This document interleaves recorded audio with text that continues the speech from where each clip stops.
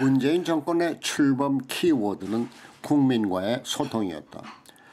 그 소통 속에는 지지자는 물론 반대자들도 포함됐었다. 그러나 반대자의 목소리는 들리지 않았던 것이 현실이다. 출범 초 선언한 원자력 발전소의 일방적 폐기 주장에 대한 반대 여론의 목소리가 들렸다면 공론 과정에서 참패하거나 공사 중단으로 야기된 엄청난 재정 손실은 피할 수 있었을 것이다. 그 후에도 정권 지지 세력인 촛불의 의견은 잘 들렸던 것 같은데 반대 세력의 의견에는 청각 활당이 마비된 것 같은 내용들이 정책 결정이나 인사 문제에서 빈번히 나타났다.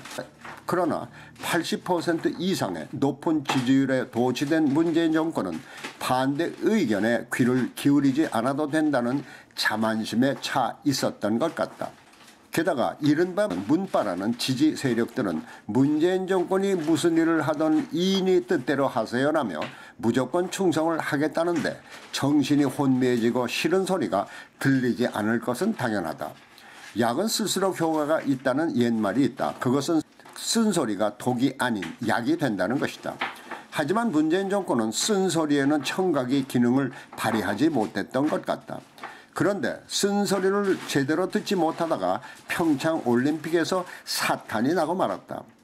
그동안 북한이 평창올림픽에만 참가하면 남북 간의 평화는 물론 핵 문제까지 원활하게 해결될 것처럼 북한에 머리를 조아리고 온갖 아량을 베푸는 가운데 대다수 국민들은 물론 문재인 정권의 영원한 지지 세력으로 믿었던 2030 세대까지 자존심의 상처를 받으면서 문제가 발생한 것이다.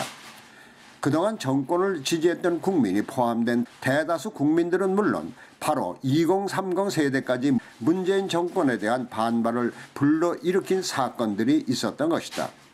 그것은 주체국으로서의 자존심인 태극기는 물론 국호까지 반납하면서 북한의 환심을 살해했던 지나친 행동에 대한 반발이었다.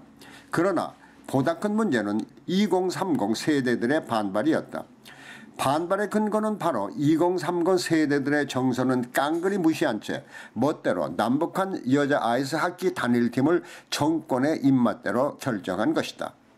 이 문제가 나왔을 때 2030 세대들은 마치 우수한 성적의 대학 진학을 위해서 열심히 공부했던 학생들을 제쳐놓고 실력 없는 학생들을 보결로 입학시킴으로써 열심히 공부했던 학생들이 떨어지는 결과라며 불만을 표출했지만은 총리까지 나서 어차피 떨어질 학생들이 웬 말이라는 식으로 열심히 공부한 학생들의 자존심을 짓밟고 실력 없는 북한 학생들을 보결로 입학시킨 것이다.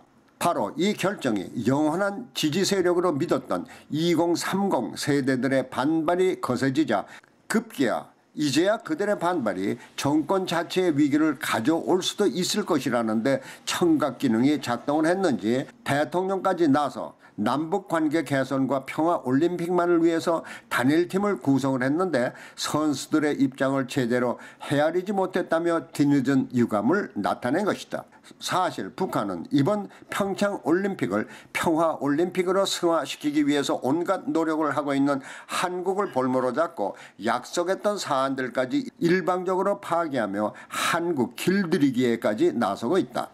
이에 대해서 만일 문재인 대통령이 뒤늦게나마 선수들의 입장을 헤아리지 못한 것을 깨달았다면 약속을 빈번히 깨는 북한을 향해서 단일팀을 없었던 것으로 하자며 과감히 맞설 용기가 있는지 묻고 싶다.